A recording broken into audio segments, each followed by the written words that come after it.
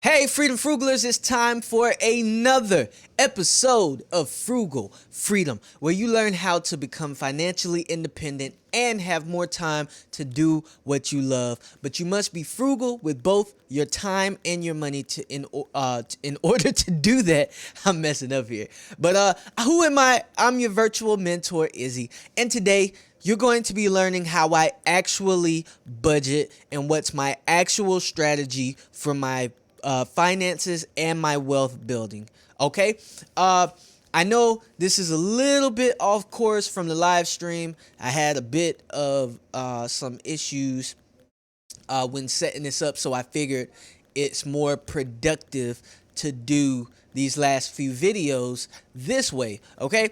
So, in giving my strategy, you will learn the things that I did and that I am doing to assure you that what I teach works. Okay. And I hope that it's working for you because, one, it has been working for me. All right. So, let's get started. But before we do, if you haven't already, I have a free budgeting worksheet that you should be using that goes along with this. It's a simple step-by-step budgeting guide that walks you through. It has helped me. I used it myself. It will help you set up an easy way to budget and still have fun. All right. So if you're looking to have fun this weekend, don't do it until you set this budget up and you know exactly how much you want to spend on fun. All right. It is the cornerstone of everything that I have taught. Okay. Up until this point, we still got 2 more videos, guys. I'm so excited. Okay. So if you want to grab that free guide, the link is in the description below. All right. So before I tell you about my budget, let me give you some sort of anecdote. Okay. So and then I'm going to lead into my goals. So before I learned how money should work, I made a lot of bad decisions, and I mean a lot of bad decisions, guys, especially when it came to credit cards. Okay, I took the time to learn every single day how to get out of my rabbit hole, and I broke it down to a few simple goals. Okay, I only have 5 goals. All right. No, my first and foremost goal, I know you guys have been hearing it for a long time, but this is my actual goal. My goal is to get out of my recurring debt fast. I mean, run away from it as fast as I can, okay? I used to prioritize saving money, and I still do. But then I realized that I can't save money or have a positive net worth if I owe every single person, okay? So when it got to a point when I was uh, getting my check, I realized that it's not my money. All right, it's whoever I owe money. Okay, and according to Proverbs 22:7, I am a slave to all of my lenders. Okay, uh, that verse specifically says the rich will rule over the poor, and the borrower is the slave to the lender. Okay, uh, I am saving to pay off my debt. I do this in increments of $500. And I'm happy to say I'm about 63% of the way there as of this video. So by the time I drop another video, guys, I will be debt free. Okay? Well, I take that back. It'll be a month. It'll be a month from now. All right? But there's 2 methods of debt payoff, okay? Avalanche and snowball. I pay by what makes sense, and I will have a video talking about avalanche and snowball budgeting in my get out of debt series, which is coming up very soon.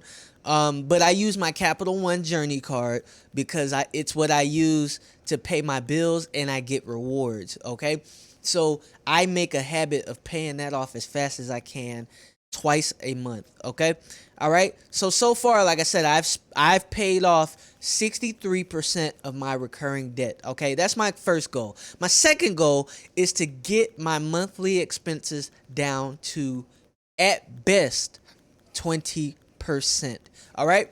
So I am constantly adjusting what I buy and what I pay towards. Okay. You see this jacket? I just got this jacket from Target because fall has hit us and it is cold outside, guys. All right. But every month I've been tweaking and cutting everything that I simply can, okay? I have no car payment, I have no Netflix, I have no Hulu, and my phone bill is paid up for the next 6 months, guys. And how do I do that? I use Mint Mobile, okay? Uh, Even down to my phone, I don't pay monthly for a phone. I bought a refurbished iPhone 7, which is what I'm using as a webcam at this very moment, guys. I am very frugal, okay? I will use my iPhone camera to its best potential, okay? But I bought an iPhone 7 back in April for around 200 bucks, and I pay for Mint Mobile every 3 to 6 months, all right? I only have $100 internet bill because of how many people are in the house, and I pay my mom. Of course, I stay with her, but that's of course to save money.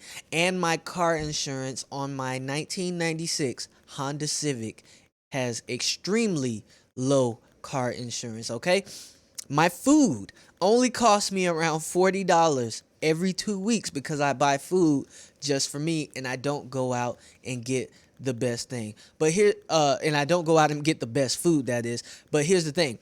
I still struggle with buying fast food, okay? That's like fun money to me, okay? But I do have a limit of paying only $20 a week for fast food, okay? And that number is going to increasingly go down because I'm on a diet now, but I still struggle, so I have sacrificed how much eat fast food and how much I spend on it. But eventually, my goal is to cut that out when it comes to getting my expenses down. All right. I realized also that I was spending too much money in my hobby. Okay. And those of you who know me know that I live, breathe, and will probably die music. Okay. But I had to realize, okay, you got to put your big boy pants on and actually get something that's going to pay you until you're able to do music, okay? So I'm on the hunt in doing that, but I was doing that thinking that I was investing, but if you're not making any money from it, it's just a hobby, okay? And I'm okay with saying that because I know that I'm only leaving temporary, guys. All right? It is a continued progress, mind you, but it's not easy. And my expenses, I'm happy to say, fluctuate between 30 and 40% depending on the month and how good it is. All right. And like I said, I buy my clothes if needed. If needed, if I have to buy clothes, like I said, I had to buy a jacket. So I buy it from Target. So I don't go to the mall, and I'm not shaming anybody that goes to the mall. I used to go to the mall heavily, but I don't go to the mall anymore because one, they only focus on the trendy stuff, and two, that stuff just doesn't feel right wearing what everybody else is wearing. Okay, so I've cut out how much I spend on clothes if I do it. So occasionally I go to Ross, and I'm even looking into going to Goodwill to buy my clothes. Okay, call me cheap. It is what it is. All right, here's my third goal. My third goal is to start investing so that I can make more money. So after I've paid down my debts and I've got my expenses as low as I could get it, my next step is to make more money, okay? So that I can have a better lifestyle. All right. Uh, so I've been investing in self-education, such as books, and I started this journey back in 2016. I remember the day like it was yesterday, but we'll talk about that in another video. Okay. So, but since then, I've been investing in my self-education, and it's been a journey. But I've been reading books, I've been taking courses just to increase my knowledge and my skills. Okay, because I learned that as much as I like money, I would love to be more of a value to people. Okay, so and that's why I created this channel here. Okay, everything I do on this channel is free. If I do ask for money, it's only in the form of donations, or it's something that I know will really help you. Okay, so but my overall goal for this channel is to help you guys, because as I gain information, I want to share it, because what good is it that I just hold in this information? Okay, but I'm looking to create a business the right way. Okay, those who know me since a kid know that I've been starting and creating businesses since the age of 9. Okay, I watched my dad do it, and how he did it with his hot dog stand and he had a nail shop, all of that stuff. So I was fascinated by the idea of creating businesses, but I was always going about it the right way. So I started this Frugal Freedom channel on a foundation. Okay, and this all started on foundation, being that I did not put money in without knowing that this would work for me, okay, and work for you. All right.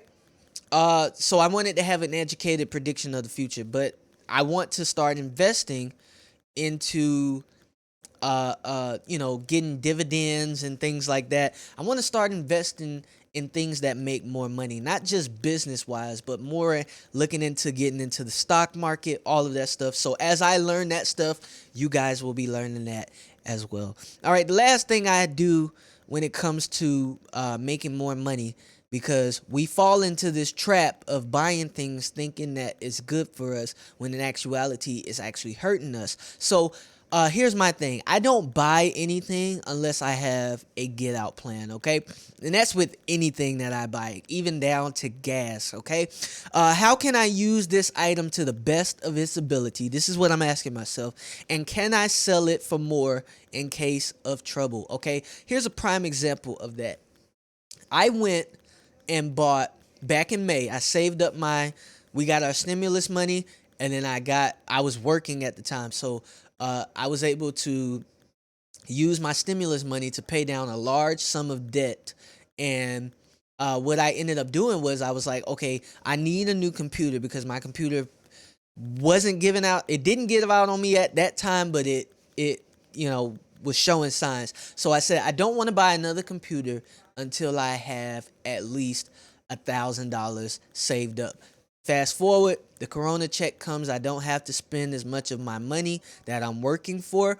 I'm using that Corona check to pay my bills and pay down my debts. And then guess what happens?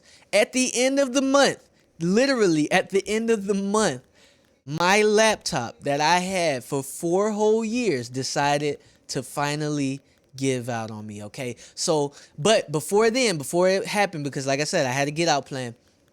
I had started looking into building my own PC.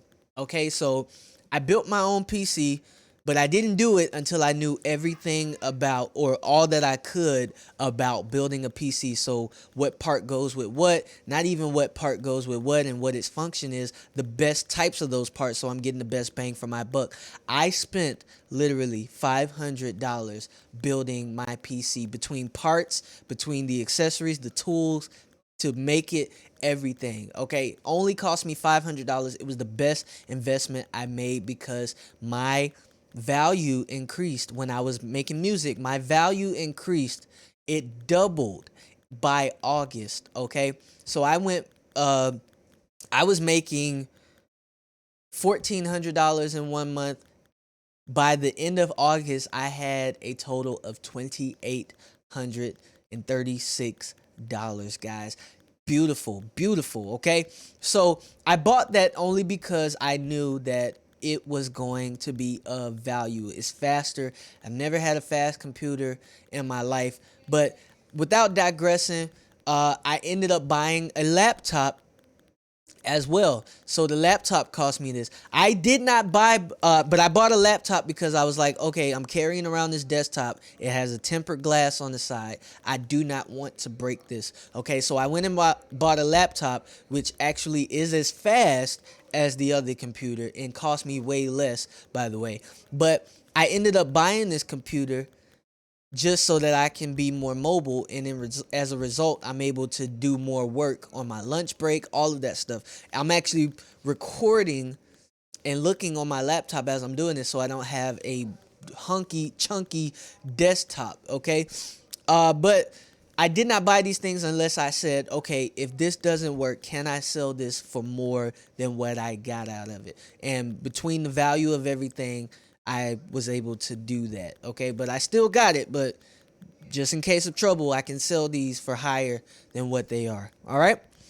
Goal number 4, because I know that was a long one, but that I got really passionate about that.